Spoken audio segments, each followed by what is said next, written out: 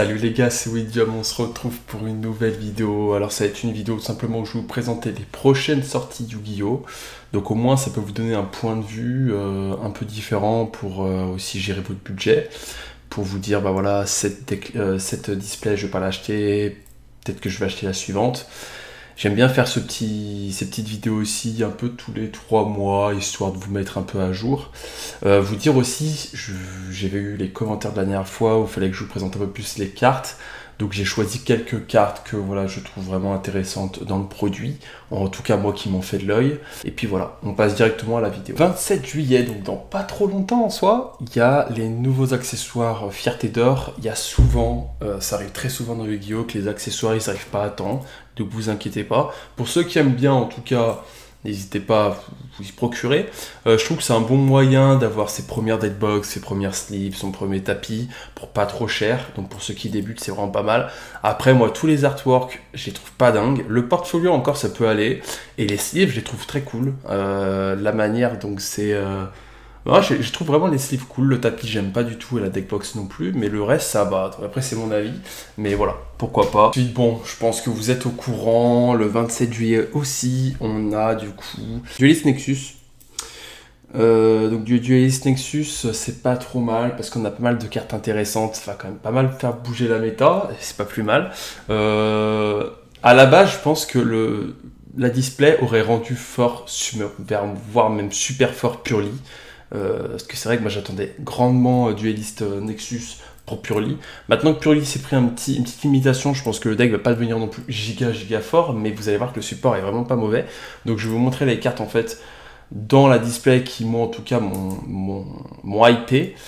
Donc déjà, premier, et je pense que vous l'avez vu partout, c'est Révolution Synchron. En fait c'est un monstre niveau 3, du coup tuner.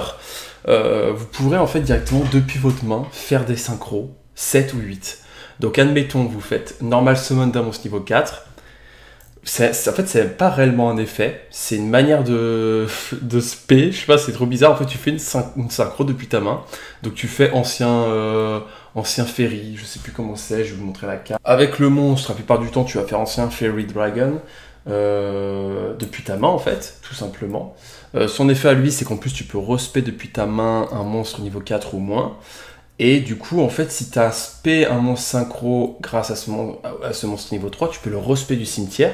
Donc tu le ressors. Ça fait que Super Heavy va peut-être revenir. Franchement, le deck, ça l'a vraiment rendu très fort. On a eu des combos, hein, je pense pour ceux qui ont un peu des petits posts Instagram, vous voyez de quoi je parle. Bon, du coup, on aura la Purely Shari. Je sais pas comment on dit, j'ai un accent anglais pété. Dans Dune, du coup, dans Duelist Nexus.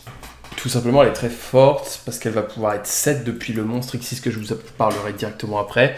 Tu as juste à target un Purely X6 que tu as sur ton terrain. Tu spé un niveau 1 depuis ton deck. Ses effets sont annulés, bien évidemment, ce serait trop fort sinon. Ensuite, tu peux du coup faire un X6 Beauté et Purely, par exemple, qui est en gros comme un Veiler sur le terrain. Il va pouvoir negate un effet de monstre.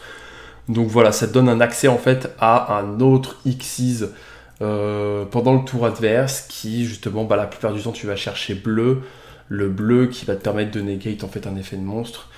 Sachant que cette carte en fait tu pourras tout simplement la 7, la 7 depuis ton deck, tout simplement grâce à ce monstre. Le Épurli Noir, alors lui c'est pareil, c'est super fort en fait parce que du coup c'est la target au souvenir Purely, donc la magie Purely vous savez qui permet de piocher. Donc en fait, dès que tu l'as sur ton terrain, tu as juste à activer une magie rapide Purely. Tu l'attaches avec cette carte, et une fois que tu as attaché avec cette carte, en fait, tu peux set une piège.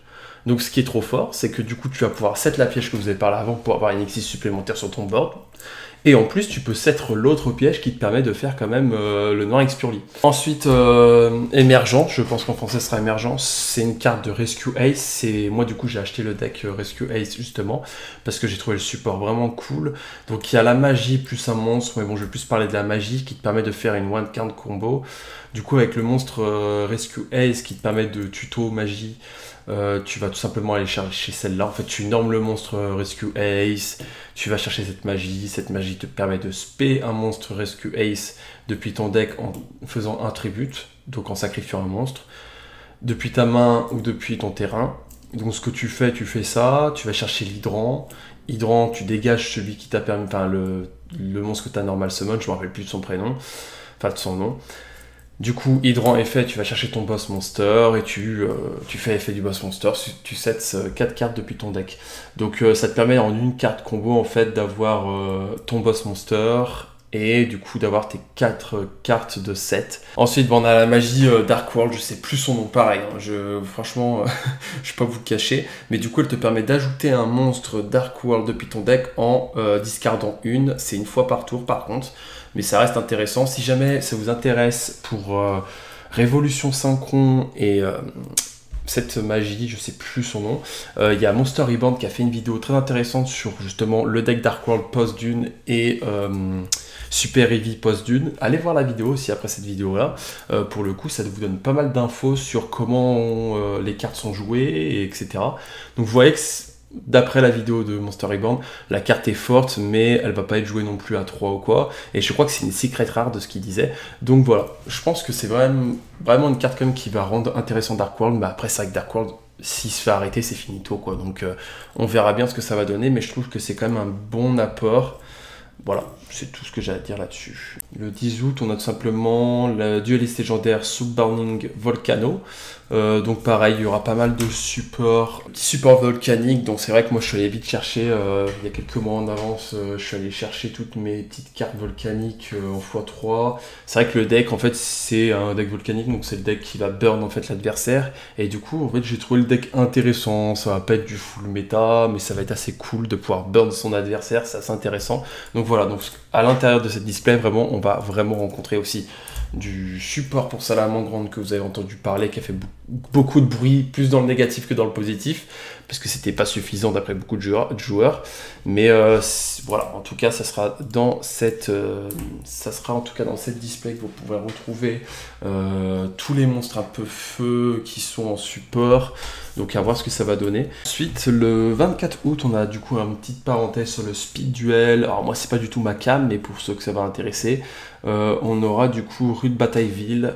Donc potentiellement, j'imagine que ça va être des decks avec des dieux égyptiens et tout. Donc voilà, pour ceux qui s'intéressent, qui veulent ne pas se prendre la tête et jouer entre potes juste chill, pardon, et ben ça sera sur du speed duel. Voilà, c'est des box qui coûtent pas très cher généralement, et regardez, vous avez 8 decks à l'intérieur pour commencer du speed duel, donc c'est un format différent de ce que nous on a, mais pourquoi pas, pour ceux qui aiment bien, n'hésitez pas, ça sort le 24 août. Ensuite on a nos fameuses box teen de chaque année, donc là ça sortira le 7 septembre. Que dire de plus, en fait on a vraiment, je vais vous montrer vite fait un peu les cartes que je suppose qu'on aura c'est en tout petit, hein, je suis désolé, j'ai pas trouvé, je me suis pas trop pris la tête sur les cartes à aller chercher, mais Regulus j'imagine qu'il va être dedans, en tout cas j'espère, parce que c'est vrai que c'est une carte quand même qui coûte plutôt cher, et que c'est une Omnigate, donc ça reste assez intéressant. On aura aussi, je pense, du coup du Wizard Starfrost. Logiquement, ça devrait être réédité, ça c'était dans Difo. Je pense que Difo va être réédité, on aura aussi Fenrir potentiellement réédité, parce que DABL devrait être réédité, donc Fenrir, Licorne, tous les bestiales, donc tout ce qui est Lubellion et tout, c'est bien, parce que ça commençait à coûter vraiment cher. Du coup, Difo, on a sûrement aussi... je sais pas si Rite de la Ramésie, Enchantress va être réédité, vu que ça avait déjà été réédité donc dans la display d'avant, là. Mais à voir, on aura sûrement peut-être...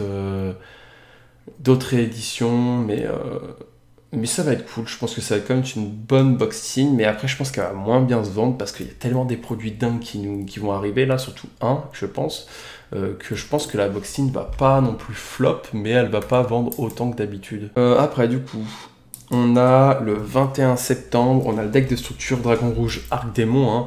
J'ai rien à dire trop dessus, voilà, on sait pas encore les cartes qui sont vraiment à l'intérieur, il me semble, peut-être que je me trompe, peut-être qu'on a déjà eu les infos, mais je pense pas qu'on doit avoir toutes les cartes à l'intérieur, c'est presque pas possible, mais en tout cas voilà, pour ceux qui aiment bien l'archétype ou quoi, n'hésitez pas, hein, la plupart du temps c'est quand même assez intéressant, parce qu'on a, en tout cas même moi j'achète tout le temps les decks de structure, parce qu'à chaque fois tu peux retrouver quand même au moins une entrap ou une staple intéressante de temps qui est rééditée, ou qui est même trop forte, et donc du coup c'est toujours bien de les prendre en x3. Ensuite, on va pas se mytho.